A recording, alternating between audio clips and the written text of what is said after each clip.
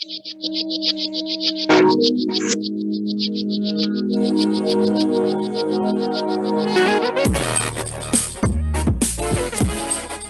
to Rainier Avenue Radio's Call to Conscience, a celebration and education of Black History Month. I'm Jasmine Kendrick, and all month long in February, we will be showcasing musical performances, dance exhibitions, race and justice discussions, and workshops. Every Friday, we host our Friday Family Black Film Night, showcasing films by Black filmmakers. We'll bring you the Black celebrations from around the world, including Africa, France, and British Columbia, Canada.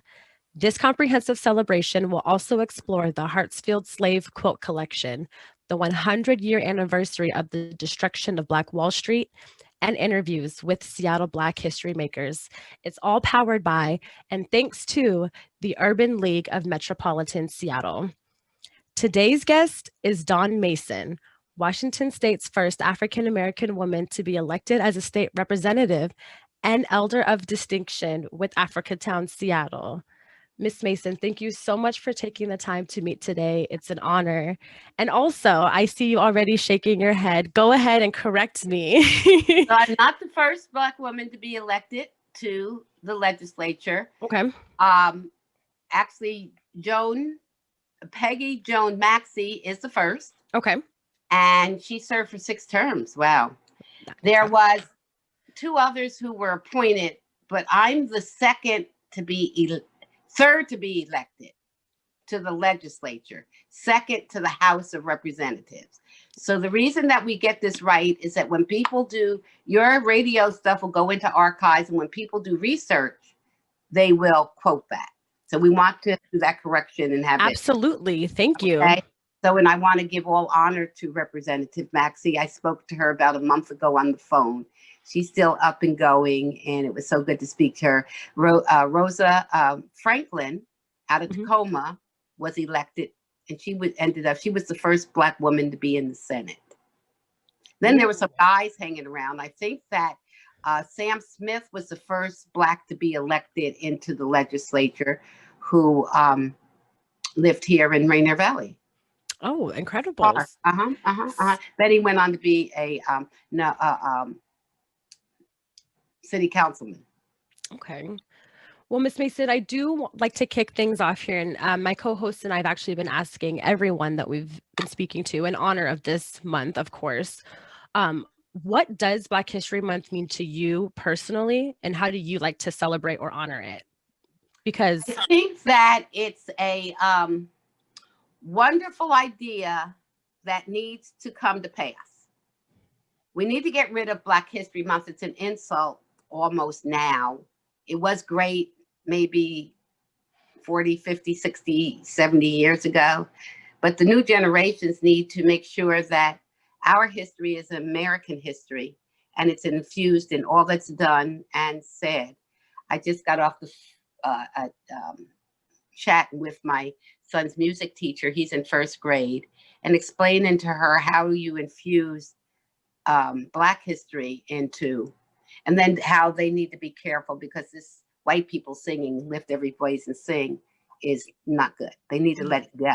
Leave it alone. That's ours, sacred. They don't know what it means. They don't know all 50, it feels like it has 50 verses. You just got to keep going on and on. Right. Yes. Right. And they don't know that you have to stand when it's sung. They disrespect it. We don't want it at the sports games. It's sacred to us. And they didn't ask us. They didn't take a vote in a poll across this country of whether we want them to now be part of something. The one thing is that when we get up and sing it and whites are present, it makes them think about, when did they all learn this? We didn't teach it in school. How come they all know this? And I love it. It's just like after the torturous murder of George Floyd, 1 million Black people were in the streets marching and demonstrating. And whites thought we were all in prison and on drugs or prostituting or whatever they think about us as a people. Yeah. So we're all these people who are so peaceful and so wonderful. And they were in such shock. Their kids came out with Molotov cocktails and tore up and burned up things. And we just ignored them, like we always do. Maybe they didn't know that's what their kids do. We always knew they do it. They were all surprised. So it's a time to infuse Black history is American history. We are the most pronounced history in America. We built the country. They came, whites, Europeans came and stole the land and killed 5.5 million indigenous people. That's a whole lot of people. They tried to kill them all. Yeah. Genocide, a true genocide. It was true genocide. My mother always told me the reason they didn't kill all of the indigenous people, they wanted to keep just a few alive to prove to their children how vicious they are and what they could do to a whole population of people. Because if they had killed them all, the kids would say, oh, there was never any indigenous people. So they kept a few around. That's how my mother taught me. Just so that they had a piece of proof. Right. And then we were brought over here and stolen. They called it a slave trade, but what did the Europeans have to trade? They had nothing to trade. So we have to think about language. They didn't trade anything. They stole us. Trade means I'll take this, I'll give you this for equal value. They had nothing to give. They had no land. They had no nothing. We had to come and build this land for 400 years. So, okay, with that said, get rid of Black History Month after we've infused and created decolonized, community collaborative, clear thinking scholars that can produce a pedagogy that's anti-racist to invest in our children's well-being and their future. Now, until that happens, we have to keep things where they are, but more and more, rather than take away Black History Month, just keep adding an infusion of the true history of the world and America and Africa and Europe and all of the truth. And then it just kind of goes away by itself because it's happening all the time. And people say, what is this month sticking out here for? So you keep it, but keep building, building. So our full pedagogy is one that's decolonized, pro-Black, anti-racist, and actually pro-Black and pro-Indigenous. I want to add our Native American brothers and sisters there. Now we need to get rid of that term BIPOC. If that's the collective of melanated people, because people of color are melanated people, that's what we need, then we're the global majority. And then whites are the global minority. And that's okay. That's what they are. That sounds better than people of color and then people of no color. Because if it's people of color, then whites are people of no color. We must use that term because they're the ones who promoted this people of color thing. So what we are the collective of the melanated people are the global majority. And then within the global majority, we have different experiences dealing with the global minority. And so that word BIPOC is a way to never have to say African American. And I like being called African American because it says that I have a commonality with all Black people in the world. We all at some point came from Africa. And I have an American experience that's unique in the history of humankind. Yeah. African American. So if they don't ever have to say it, they don't have to teach it. There's no such thing as a BIPOC. And so I want to, and I'm going to let you ask the next question, but let me preface. Right, yeah. Am I okay? Yeah, of course. So I'm a student of many philosophers. So many times we have people leading and guiding, and you say, well, where did you get that idea from? They don't even know. How are you going to be a scholar and teach and lead, and you can't even say where you got your ideations from? Just talking. So I loved it when Elmer said, oh, he went to school and they knew the whole 10-point program. Well, if this is important to the little white kids at Gideon, it's important to us. So teach our children that all our children should be able to say the 10-point program of the Black Panthers is, because the Black Panthers are important to the development of us as we move around this mountain up to a safer place here in this part of the world. Okay. But I'd like to say that Dr. Wade Nobles, and he is the founder of the Association of Black Psychologists. Okay. He's retired now. He's the emeritus chair of the Department of Africana Studies at San Francisco State University. So he's one of our philosophers that I have studied. I studied him when I was at Evergreen. And he's still alive. and he just wrote another book. But he speaks of power. That's the basis of his teaching. So power is defined as power is the ability to define reality so that others accept it as their own. So power is the ability to define reality. Actually, it's this way, and have others accept it as their own. So the global minority has defined reality in ways that the global majority started accepting the reality of the global minority as our reality. So they're in power. It's not that they have the numbers, they just seem to have a power to create. Right. And so he also speaks about mimetic ideation. So, you know, there's memes, technology, you know, on things, they have these memes that go around. That means it's repeated. Oh, you hear it, you see it, it's interaction with it. That's a meme. And it comes from the word mimetic. Okay. So if you're going to use these things, you need to also know it means it's something that is put into someone's head.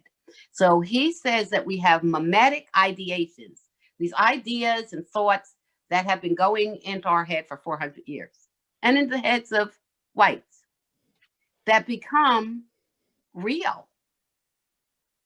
And it's not. And that the mimetic ideations, these ideas and the thoughts, then create a mimetic infection. Thus, this infection creates the damage. We're a damaged people. So we cannot, as African Americans,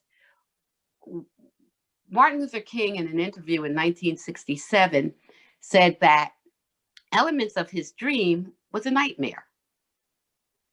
And says that he, after that speech, had a deeper analysis of life for Blacks in America.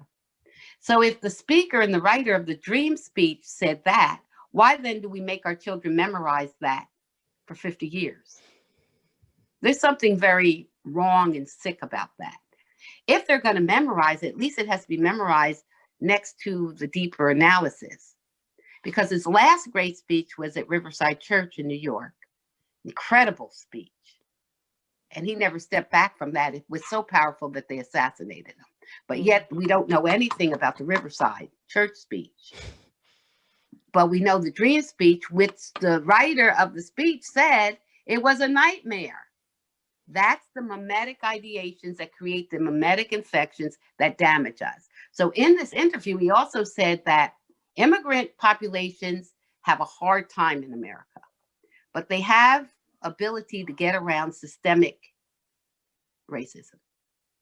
They just seem to and go on, and then we have immigrant populations that join in with America. It says, but because their culture hasn't been damaged, their language hasn't been taken away.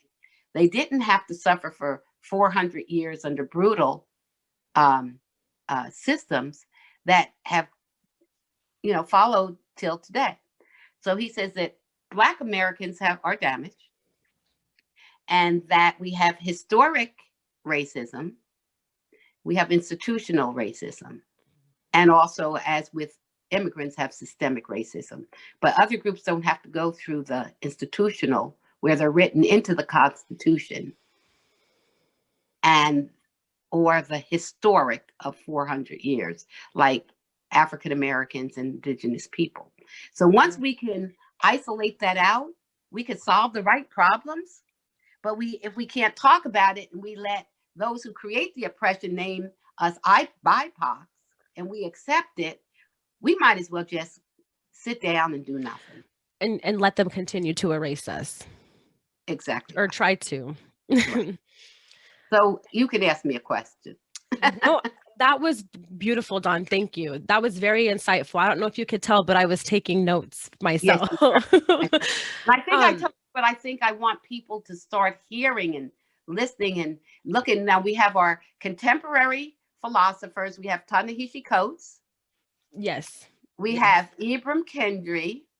In fact, Rainier Valley Leadership Academy, of which I'm an advisor, is now the only decolonized, pro-Black, anti-racist, school in the state of Washington, public school in the state of Washington. They're over here in Hillman City on Rainier Avenue. We have a middle and a high school.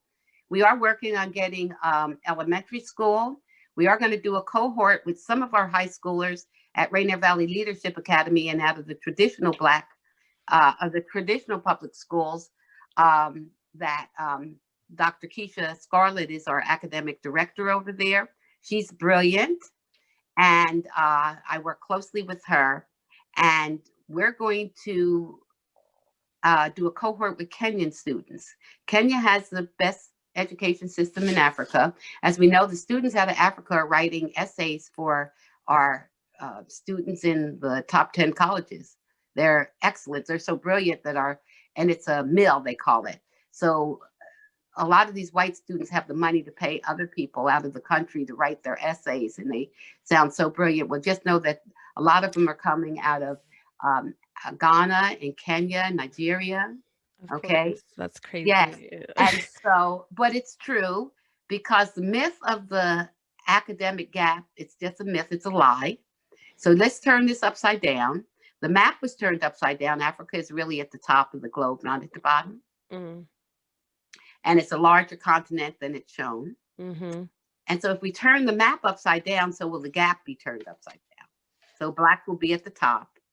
So Blacks just saved democracy. Kamala Harris, in her speech to the world, said, and it's been erased already, Black women are often underregarded, but it is proved that Black women are the backbone of democracy.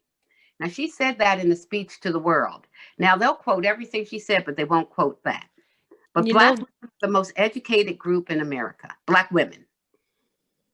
Go ahead. You were going to say something. No, that was one thing that stood out to me that she actually said, because it's absolutely 100% true. Yeah.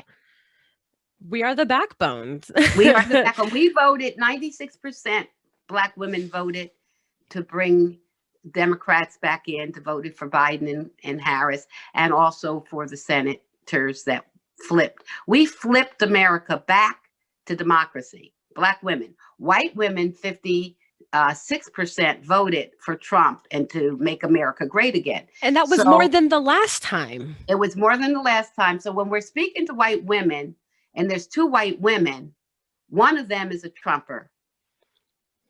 I mean, that's the truth. In this country, for every 100 white women, 56 of them are Trumpers. Mm. So we cannot allow them to continue to control the education of our children or their own. Their own children went and stormed the Capitol.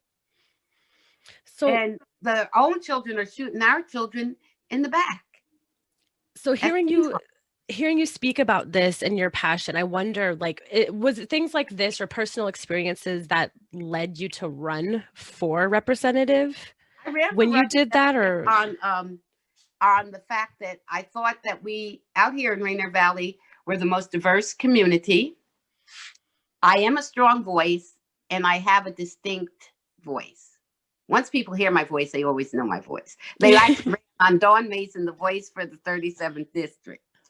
And so I ran because when women stood up for the right to vote, we stood up for the right to run.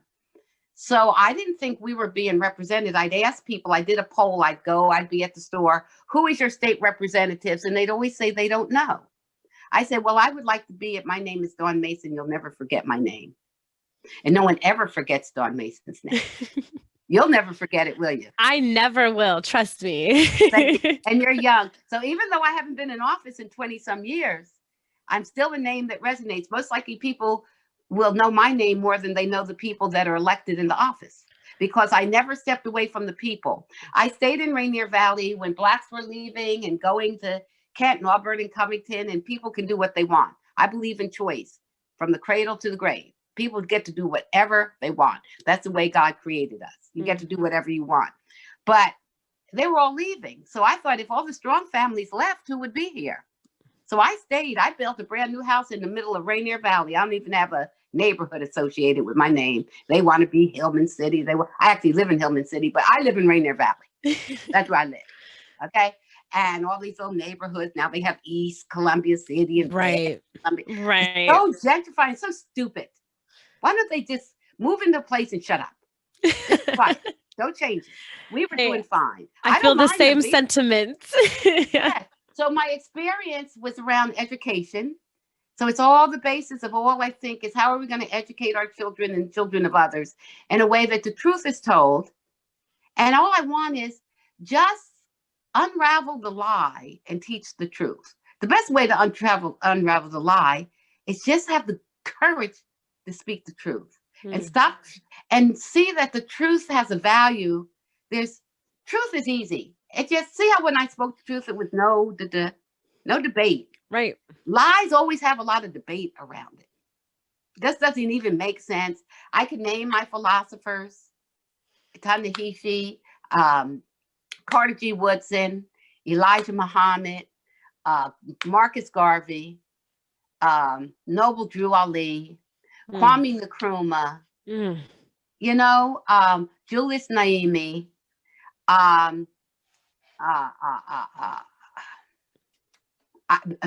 Ida B. Wells, Sojourner Truth.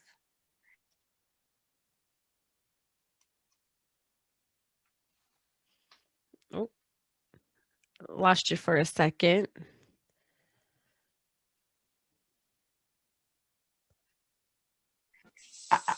Am I back here? Yes, I can hear you. Okay, again. I'm back. I'm sorry. No, it's all right. Joey Chisholm and Wendy Mandela. Oh my gosh.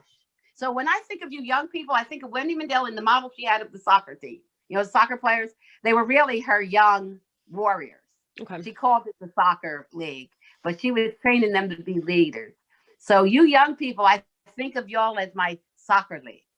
I have to keep letting you hear my voice. Yes. If I let others train you, you're going to be trained to lead and guide someplace off. You're going to fall. There's a steep mountain we have to go up, and there's no guardrail on the side. If we don't keep you focused, and we already know where the rocks are because we're walking ahead of you. Yeah. We have to hold your hand. 10 years ago, I made a New Year's resolution. I said I would never change and that I would take a leap for African-American children, with African-American children. And you are my children, my sons and my daughters, and I'll leap with you. I'll be there with you. I'll learn your technology. But I told Tony, you always have to tell us every time you communicate what time, where, and send a link. We can't find things every 2 hours. Make it act like we want to be there. You want us there. But you got me here this time. Yes. No, we're very happy too. I was really looking forward to speaking with you earlier, so I'm happy that we made this work. Oh, this is so wonderful. And it's so nice to get to know you. Thank you. And so you're finished school, in school. Tell me what you're doing. Well, actually, I'm working. Right now I'm doing a podcast myself with Shantae, who was my other co-host. But what is the podcast? It's called The Way with Jazz and Tay. So always a podcast could be soda. Coca-Cola never says they're soda. They say I'm Coca-Cola. You have to brand yourself. You're right. I'm not just old lady down the street. So I want to hear. So when you say I have a podcast, it is, and give the name of it. It is The Way with Jazz and Tay podcast. We are a variety show. We love to talk about politics and pop culture. We love to talk about reviews of things that we've tried out lately, things that we've eaten that we may or may not have liked. Oh, those kinds of things. Yeah. But Dawn, this is not about me. I wanted to ask you one more. You're about me, so I threw it in there because there is no me without you, because I don't have the energy to eat popcorn and all that anymore. So just know that this is the way that I pass on, because you know me. Yeah. But I'm an old elder. I do want people to know you. I appreciate that. You're sweet. Because that's how I pass the baton. Yeah. Go ahead. I understand the show is not about you. So, and I love talking about me. So come on, let's talk about me. Well, but the show's almost over. It is, but that's why there was a couple of things that stood out to me. Back in 1998, President Bill Clinton appointed you to the Women's Economic Roundtable. Yes. Which to me is incredible, because that's an invitation only kind of forum. Now, was that something that you enjoyed being a part of, or was it a I challenge? loved it. I met and I continue to be colleagues with women from all over the country, Native American women, Black women. I actually met Dorothy Height there. I was at the table with her. I actually was within just put my hand out touching of Hillary Clinton and Bill Clinton. He had a broken leg that year. And it was a very select group. And I was selected. You know, most of the people were in some kind of leadership role. I was in the legislature, the only black at all in the Washington State legislature. Legislature, no, in the House, because Rosa Parks was in the Senate. But Rosa Franklin. But I was in the House, the only one, and it was a very Republican-led House. Mm. And actually got along fine with the Republicans. I'm kind of moderate. Mm-hmm. So I would say things like, I'm not putting money down in deep, dark rat holes in my Black community for gimmicks that aren't going to work. Mm-hmm. We did too much of that. Mm-hmm. I was into education, things that I could see a tangible outcome. And then if we could come with tangible outcomes at work, then we don't have to beg. People will voluntarily respect us. That's a Garvey philosophy, that don't go for the strong for justice while you're weak, but come together with people of like minds, accomplish something, show your good works by which people will voluntarily respect you. In public life, you don't want to be liked, you want to be respected. I feel very respected in this community and communities across the country. Maybe some people don't like me or like me. That's not even important. My family likes me. You want your private self like. Yeah. Family, friends. You get respect by doing what you say you're going to do. And I'm never caught not doing. Tony knows I'll always be ready because it's how I live. I'm not talking. I didn't have to go pick up some notes. You notice I'm not reading from notes. Just the way I live, it's the way I think. Yeah. So anytime I open my mouth, it's going to be what I think. It may not be what others think. But I have a collaboration of clear thinking African Americans, like I say, willing to invest in our children and their future. So if they're the clear thinking ones, what are the other ones? Is there some other African Americans? Yes, they're foggy brained, fuzzy math. A lot of talk, nothing tangible to show for their talk. Been doing the same thing for years with nothing, no outcomes.